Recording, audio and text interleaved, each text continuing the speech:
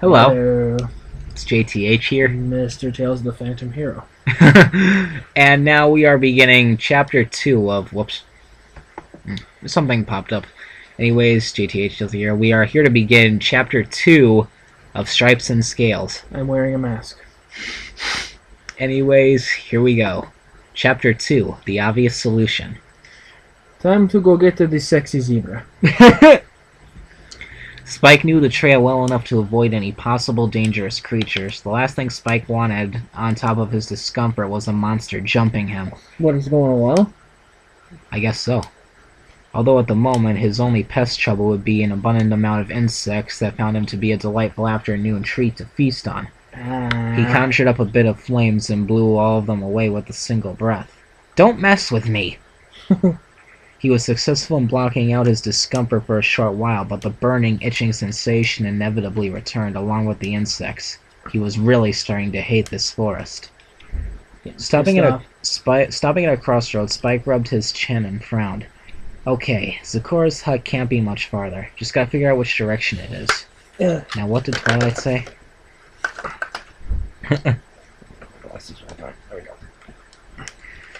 Remembering back 5 minutes prior, he could recall Twilight going on about Zecora being the only one with knowledge about dragon anatomy and how she could seek for help.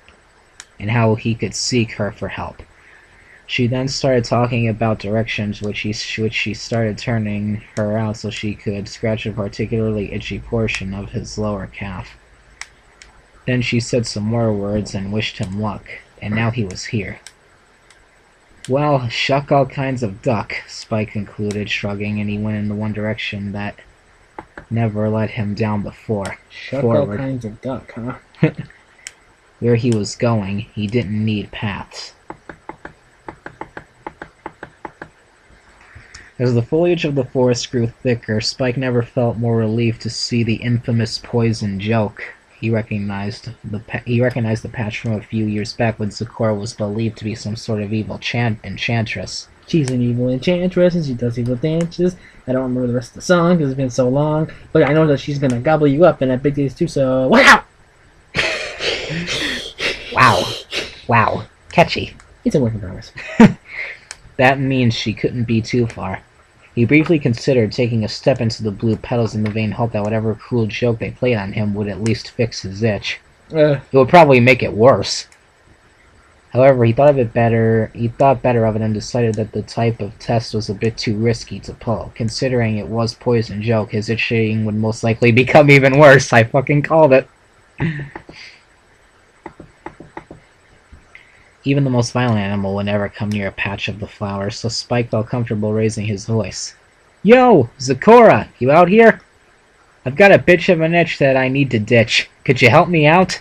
You know what I mean? Spike heard a rustle in the brush and turned to see a certain face that made him flush with relief. At least he hoped it was relief and not the other thing. Are you talking about arousal? Possibly. Zecora stepped out of the brush, strutting forward with no lack of confidence or swagger. She had her signature half-lit eyes and perpetually sly smile. Without a doubt, she said. Whoa, seriously? Spike asked. I thought it'd be more to it than that.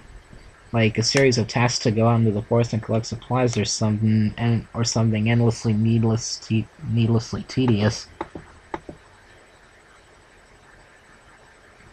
Spike, oh child, do you not know who I am?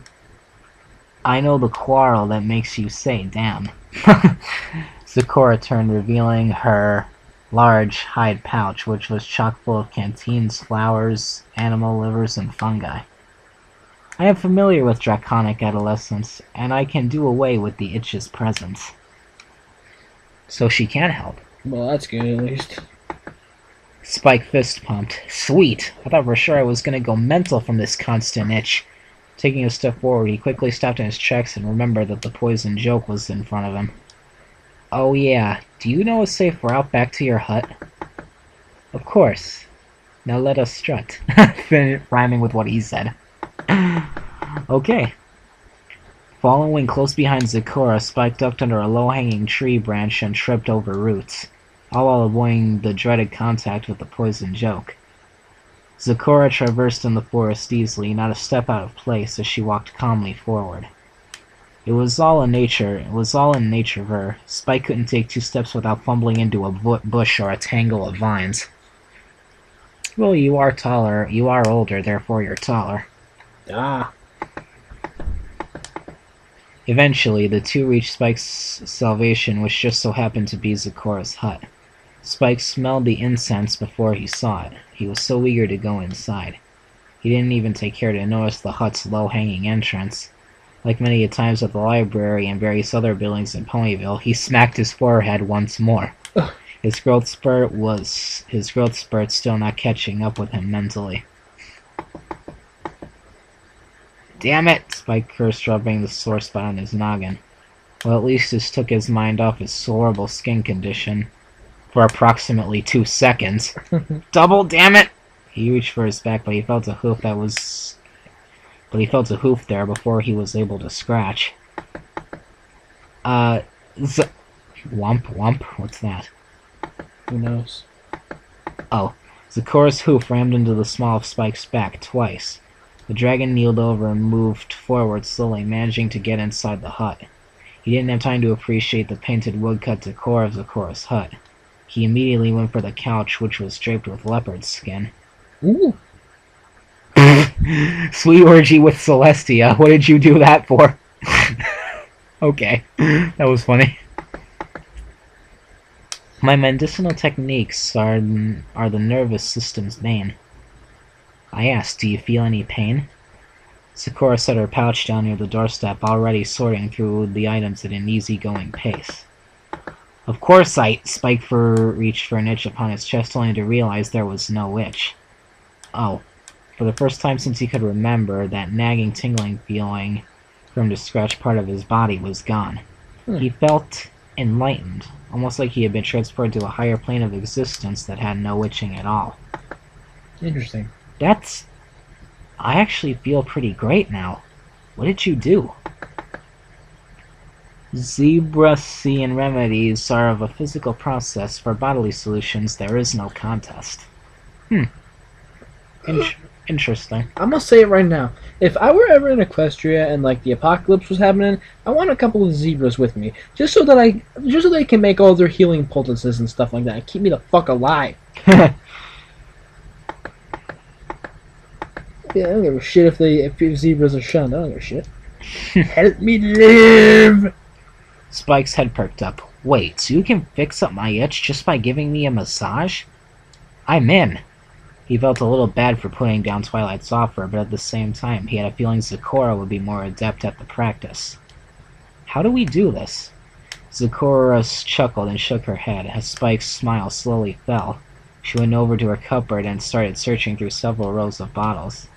Equine bodies are a simple fix, but a dragon's pain isn't so easily nixed. Well, that would make sense.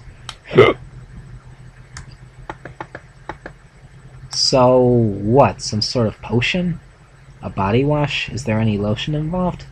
Spike held out his arms in confusion. Do not worry, my friend. I will set you free from the itch's wrath. That didn't rhyme. Oh, here it comes. Zecora retrieved a few bottles, the contents of each one more unusual than the last. One contained with what looked like liquid fire. Another made entirely of bubbles. I provide a solution. A simple bath. She uncorked one bottle, filling the hut with a scent of brimstone and cedar. Yeah, cedar. She then went over her alchemy table, grabbed a small bowl, and began mixing the odd things together.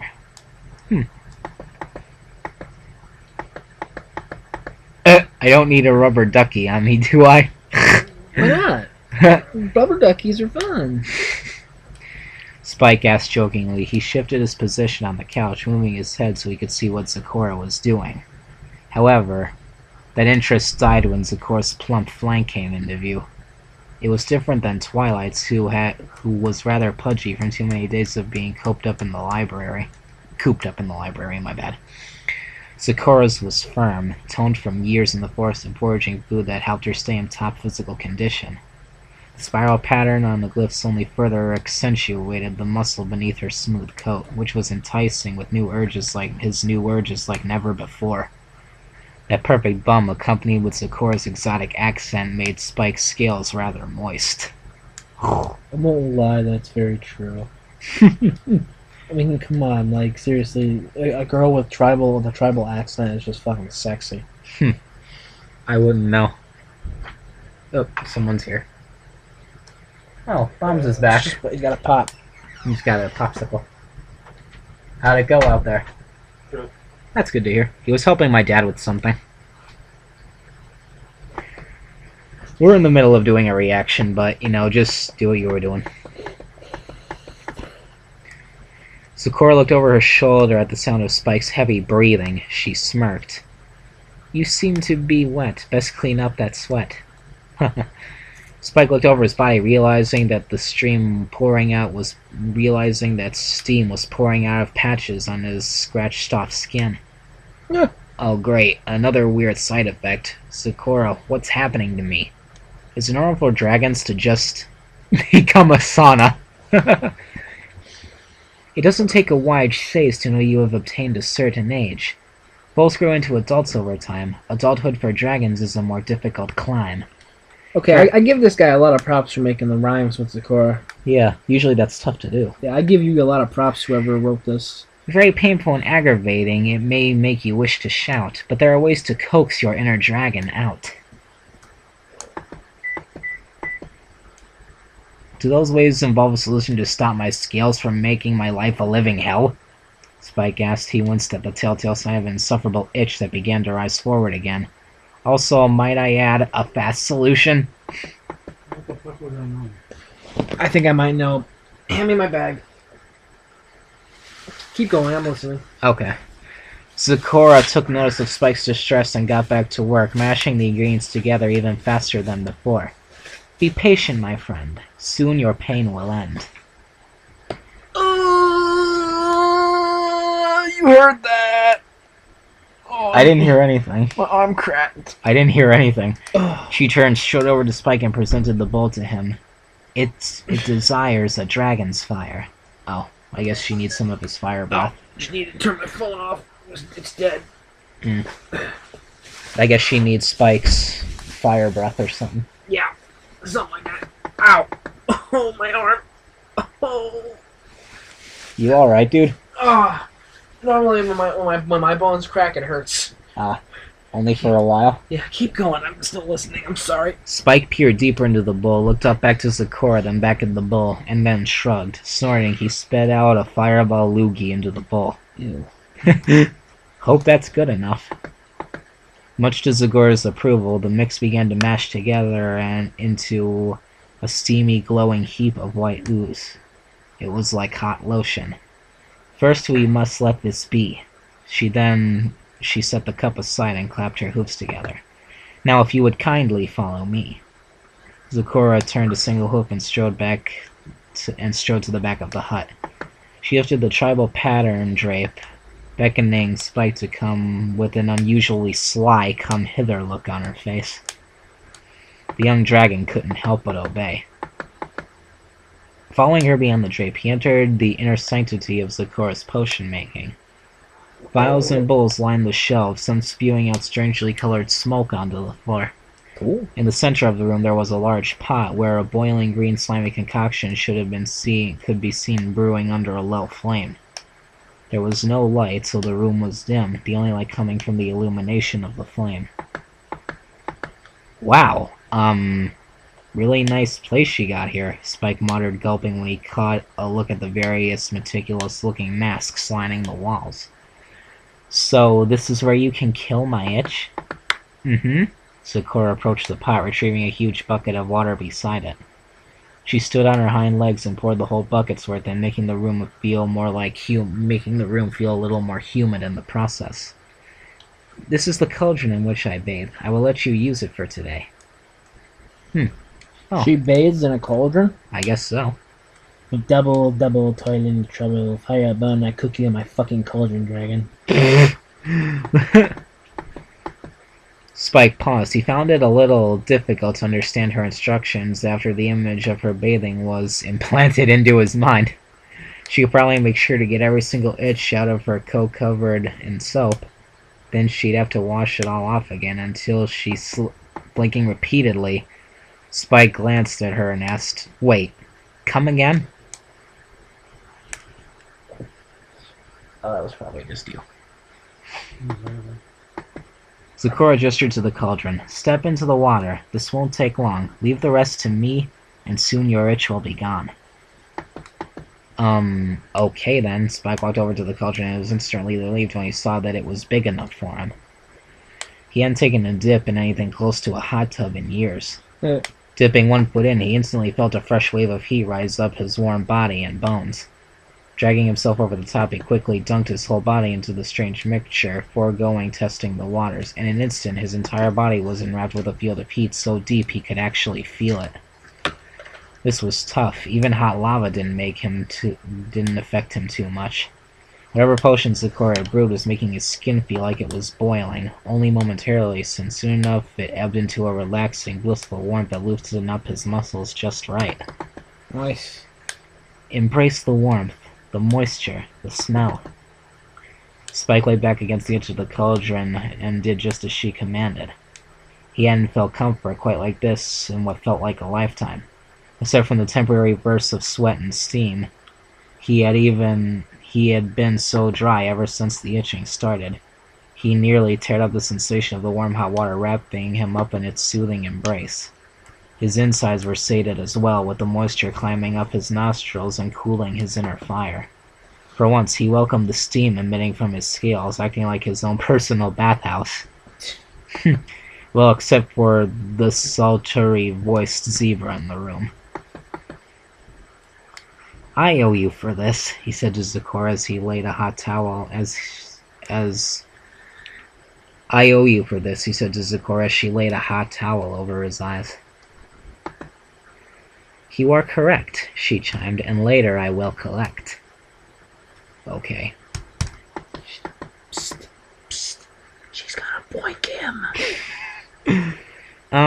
Well, I have a few bits at home if you're interested in that, Spike said. He smiled, relaxing deeper into the warm void of ecstasy that was the cauldron's heavenly touch. Or I could do work for a while, do a couple odd jobs around the hut, a couple chores as well. The offer is tempting, and I may take it up. I'll think of something. Now, where did I put that cup? The rhyming is perfect! Like, dude! Zecora left Spike's side and disappeared behind the curtain. She returned a few seconds later with the mixture in tow, which seemed to have grown in size. There we are. It seems to be working thus far. The mixture had expanded, becoming a marshmallow-like substance. Zecora sniffed it a few times, nodded approvingly, and then poured it into the cauldron. "So, how long is this supposed to take?" Spike asked, feeling the ends of his scales tingle a bit as the introduction of the new mixture. "I mean, Twilight Side can be home any time, so it really isn't much of a bother to me. In fact, this is pretty sweet. It may take hours, or just a minute or two. I am most glad to have approval from you." Zecora stood behind Spike. She got up on her hind legs again, her forelegs getting a grip on Spike's shoulders. "In the meantime, I can use your remaining stress. Do you welcome my caress?" Man, you're right, this guy is good at rhyming. Very fucking good. Spike felt a jolt shoot through his body as Zecora's breath touched his dorsal fin. His lips locked together, making him unable to speak, so he simply nodded. The moment her hooves touched his shoulders, he transcended his body and was whisked away to paradise. For some reason, his skin and muscles were more sensitive than ever, so every movement of Zecora's hooves sent his body into a blissful tizzle. Blissful, where are we?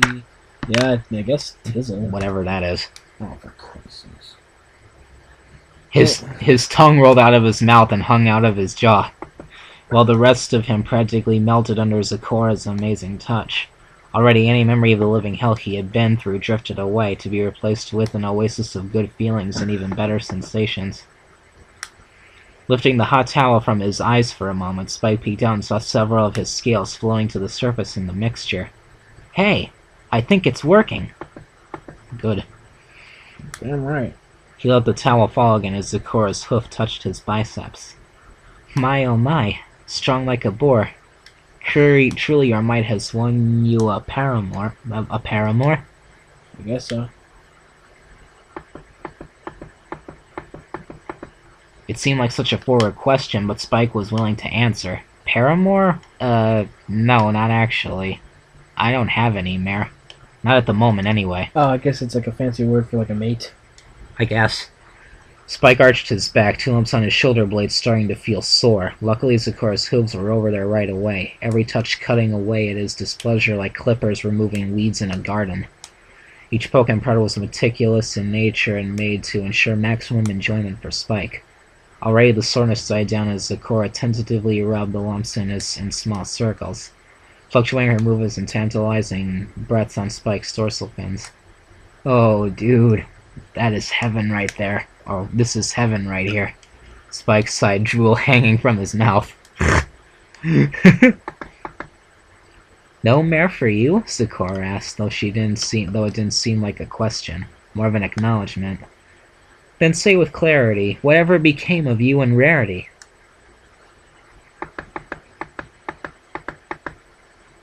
Again, an odd question, but Spike was willing to answer for the wonderful zebra who brought him such relief. Nothing, really. Nowadays I help her out with her dresses and her gem hunting regularly. She actually pays me a small bit of her commission money, though I usually spend it on more gems or books for Twilight. He sighed again. It's fantastic, really. I think Rarity is much better as a friend than as my, paramour. I realized that a while ago that I fell so far in love with the idea of being with her that I didn't even realize we had a good thing going on. Oh, so him and Rarity are pretty much just good friends. No, that's good. I see, Zecora said. She didn't even bother to make a rhyme. That's new. Also, all things considered, I was never gonna get laid if I kept on chasing after her like some sort of puppy. I'm much happier now than I ever was trying to earn her affection. Spike lifted the towel again. But enough about me. What about you? I bet you can get pretty lonely out here in the forest. Zecora made a one-noted laugh. The loner of the Everfree, a title I cannot deny. I have yet to catch some pony's eye. I've been in Ponyville hundreds of times, if I'm not mistaken, but a sprightly young fellow's heart has not yet been taken. That's a laugh. Who wouldn't find you gorgeous? Spike said without thinking. There was a moment of silence, save for the bubbling of the bath. Zecora tilted her head at Spike's comment. The dragon kept talking before his mind could tell him to stop.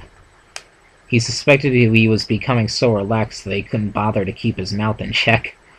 Call me a nonconformist, but I'd take a rough and tumble exotic forest dweller over a run-of-the-mill beauty queen.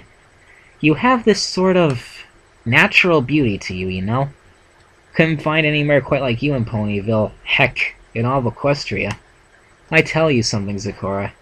You're gonna make your paramour a very happy stallion. Or mare, whatever you're into.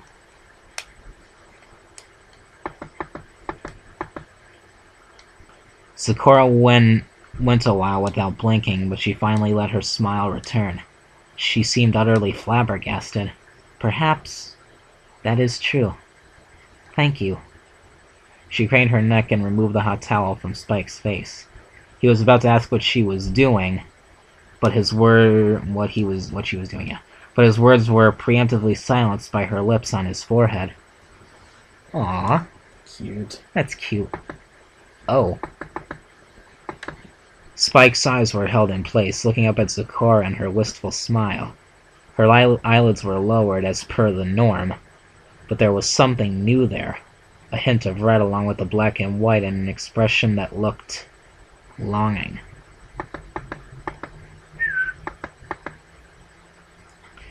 Spike felt a sharp sting shoot up his back, that strange urge from before. It was back, and it seemed to be growing stronger the hotter the bath grew.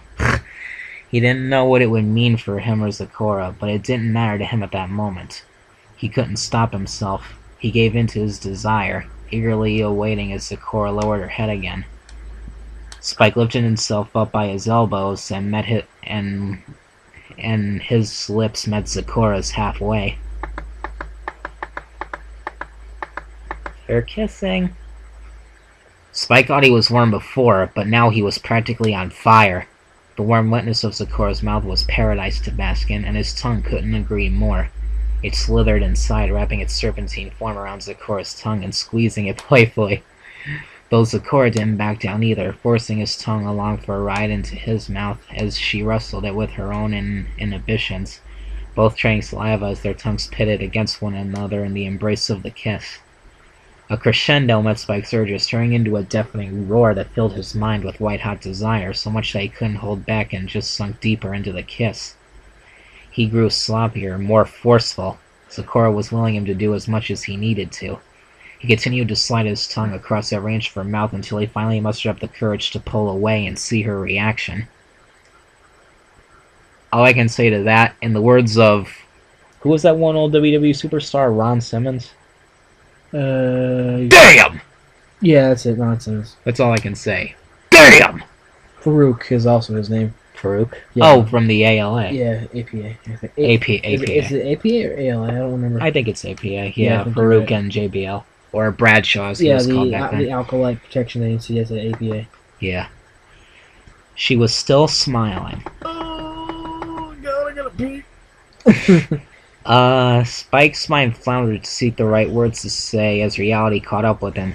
He had just had a steamy makeout session with a zebra who was much older than him. So? Extremely hot and sensual, but still older. Take that fucking ass! But still hot. Also, she seemed to be into dragons, so he had things going for him. Also, she was extremely hot. That thought kept pestering his mind. Wow. Get laid. I don't know if you want to go now. I can pause for a moment. To keep reading, I should be okay. If I really do need to go, I'll just pee on you. I'm just kidding. Okay, I gotta sit up for a sec. I'm sorry. Oh my god. I don't know if they can see my face, but I just need to sit up for a sec, guys. Let me check the camera. Barely. I'll just tilt it up a bit. Thank you, because I just... Excuse me. You were sublime, she whispered, her hooves kneaded Spike's shoulders. She finally broke eye contact with him as she looked over the rest of his body. But it seems it's time. Spike's skin began to crawl, the tingling sensation from before kicked up a notch. He shifted in the cauldron, his shoulder blades in pure agony as he bent forward. Fuck my life, this hurts! Spike hissed through gritted teeth, his entire body feeling more like it was being dipped into a volcano, which means it wouldn't be so bad for him normally, except for now. Quick, how do you turn it off? Oh my god. Spike must be in real agony if he's saying that. Zecora was backing away, although she looked reluctant to do so. This is the final stage of your evolution, I have no doubt. I'm afraid you will have to wait it out. Why is this guy so good? 'Cause he is, bruh. 'Cause he is. I guess so. Okay. Shit. Okay. I got this. Spike drew in a large gulp of air, then exhaled slowly. The initial pain had passed now, replaced with what could only be described were building up pressure inside himself. It was like he was trapped inside a cage, and he kept on growing, slowly breaking the prison that was his own skin. The pressure kept on building and building until he felt like he'd explode. Instead, his skin did. Spike had to squint his eyes as a harsh sting swept over him, and then he opened them. The cauldron was covered in a film of scales and burned skin shedding. Breathing heavily, Spike reached behind himself, expecting the rim of the cauldron, but instead he felt something else. His entire back was exposed, no scales or anything. On the sides was his skin shed, which he carefully peeled away. Soon an exact copy of himself, sans The insides peeled off his claws, scales falling off in great abundance. Holding the skin version of himself up in the air, Spike grimaced. Ugh, is this really what I look? Is this what I really look like? Did Spike peel his whole skin off? Well, as you said, some reptiles do shed, so I guess he shed his skin. Yeah. Zecora laughed aloud. Give it to me, my dear. This will have to be disposed of, I fear. Wait, hold up. This is pretty cool, Spike said, opening his mouth of the skin shedding, looking inside. Kinda like a souvenir, except my skin. Which isn't that creepy, actually. It's like a foal who loses their first tooth except skin. Actually, does it sound creepy? Again, I'll say it. We must do away with it. Zecora seemed to be in good humor about the situation as she took the dead skin from Spike's claws. She darted around another pattern flap. Almost open the window. Oh. Despite it being freezing cold out there. It's not cold out. Yeah, it is. Well, open the curtains and open the window for Josh. Okay, keep reading. Well, never mind. I'll do it. Sorry, everyone. Bombs is about to light up a cigar. It's a cigarette. Cigar, cigarette, same thing. Not really. They have different flavors. No, you don't inhale cigarettes. There we go. They should have heard it. Well, actually, yeah, you don't inhale them. You just pull them in. Ah. Okay, another pattern flap. That's the end of that sentence. Spike remained in the cauldron, heaving a sigh of relief and basked in the sweet after of all his pain, relaxing on his back. Two things made themselves immediately clear. First, the boiling cauldron was hot, and his new skin found out the hard way as he instantly felt the sting return. Another thing was that two bumps from before him were still connected to his backside. What the? Spike looked over his shoulders, eyes widening in surprise as two new appendages spread out Wings. from his back. Two fresh, brand spanking new out of the skin wings were connected to his shoulder blades now. I knew it! I knew that's what had to be the area in his shoulders. I knew it was wings. Much like the rest of his new skin, they were a bit paler than his usual scale tone, but they were there, incoherently moving as he struggled to control them. Holy shit! I got wings! Spike said in another shock. A few seconds passed before he added, holy shit! I can fly! I never have to walk again! Yeah, don't ever give me wings, cause like I'll never walk. I'll be like, okay, I want donuts. He crawled out of the cauldron in excitement, but his slightly larger feet caught on the rim of the cauldron and he ended up barreling over onto his stomach. Ow! He got back up quickly and started walking. He blinked twice before realizing he was on his arms and legs, and he was okay with that. Huh. Weird, he said, lifting himself onto his hind legs. It was a bit tricky to manage, but once he did manage to get a good look at his newly changed body, bigger than before, but not so much that he couldn't fit through a doorway. His arms and legs had bulked up in muscle, while his body had become more serpentine in shape. Heck, even his tail was longer. Checking over his shoulder again, he noticed how pathetically small his wings were. He wondered how he would support him for the rest of his life if he had tried to fly. Maybe they'll grow bigger, was all he could say, shrugging and settling back down on all fours again. Moving past the flap, he called out, Hey, Zecora, you still here? I think Dragon Puberty did a number on me.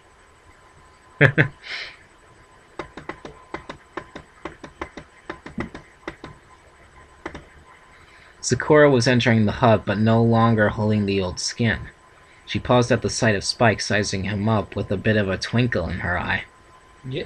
She undid the pins in her mane. Her mohawk disappeared, with her white mane falling over her face. Spike realized how beautiful it was when she let it all hang down.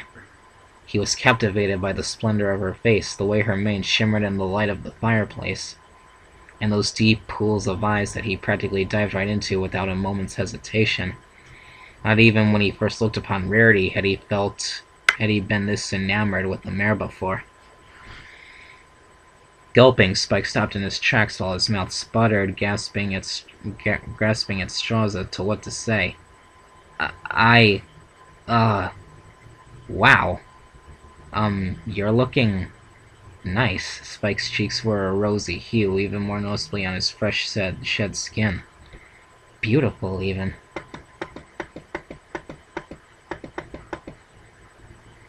Zecora. We got cut off. Yeah, we got cut off. Sorry about that. Blame my shitty laptop. Okay, so anyway. Zecora approached Spike with a noticeable sway in her step. Oh boy. Her hoof touched Spike's cheek, gently yet playfully fondling his dorsal fin. She had the same look on her face from earlier. The part of himself that Spike left behind in the cauldron room flew right back to him, and the words started pouring out of him involuntarily. I'm sorry about that. What I did. You did that thing with your lips and I got all flustered. The same thing happened this morning. I can't help it. I look at you and I just go insane for a bit. Spike flustered, taking in a gulp of air. I just know what's wrong. I just don't know what's wrong with me. You're horny. I've never felt such a large urging before. You want to fuck. You were rather forward, that's true. Zecora's hoof stroked Spike's spines with a comforting touch. He leaned into it, smiling as the tribal mare touched him with great affection. There was no hesitation to be found in the way she touched him, nor in the way she spoke. I could have stopped you, but I didn't want to. Oh. Spike stood there on all fours, which he was still getting the hang of, trying to muster up anything that could have broken the lingering tension. He was tempted to apologize again, but he felt that would have been redundant. So he desperately searched his mind for something else, anything that would make the situation comprehensible.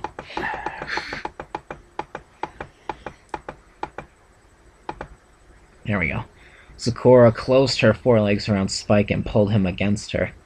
This time she put her lips against his. The kiss was less passionate than the first, but just as sweet. They took it more slowly, Zecora's lips melding onto his as their tongues played with one another in their mouths, slow and steady. I've got such a boner right now. Made up of long, lust-driven licks. Spike's claws flexed as his blood rushed through every inch of his new body. He felt like he was ablaze once again. He dug into Zecora's back, holding tight to her thick coat, using her stripes as markers for where to rub her. He reached for her flanks, and she fell in closer against him. Taking her lips in each hand as he did, Zecora's moan filled Spike's mouth. Her hoof dragged against Spike's neck. Ah! Spike broke the kiss and stepped away, slapping his hand to the back of his neck. It stung like a patch of raw skin. Ew. That was when he realized he was raw, like a peeled fruit. He had no functioning skin protecting him. Just the thin outer coat of what was still as fresh can be. Instead of an irritating itchiness like before, now his skin felt like he was being dragged on endless tracts of carpet. Ouch. It was just barely noticeable, but it was still there, and every movement only reminded him of how new his skin was. The most painful parts were his new wings, which caused him to wince in pain as they brushed against the wall. Damn it, why does puberty have to be such a bitch? Well, it does come with bitchin' wings, but the skin problems aren't worth it. Zecora raised her hoof to comfort Spike, but she retracted when she took notice of his irritation. She nodded and strode over to her cupboard. Another problem that I can sate. I reassure you, not much longer will you have to wait. We? Spike tilted his head. And wait for what? Zecora looked back. Her smile was as sultry as ever. But her brow was tilted in mild embarrassment. Your skin is fresh like a newborn child's. Raw and unguarded. The hurt is wild.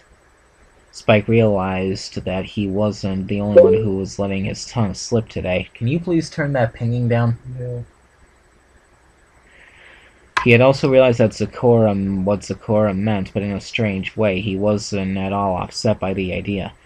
It felt right, like they were both in the right place at the right time. This will help make your new body strong. Effective as it is, the application takes long. Zecora had now had another bowl in her hooves. This one had a translucent goo that looked like it would be made for quite the slip if it spilled on the floor. Ew. All will be okay. Come this way. Zecora swaggered to the curtains on the other side of the room, which led into what Spike assumed to be her bedroom. And now the sex will be happening. He followed, his heart beating fast but steadily. Well, that's the end of it. Yeah, that's the end of chapter 2. That is the end of the lay chapter 2th and stuff, and Yeah, and like I said, and sorry. Heart as a Rock.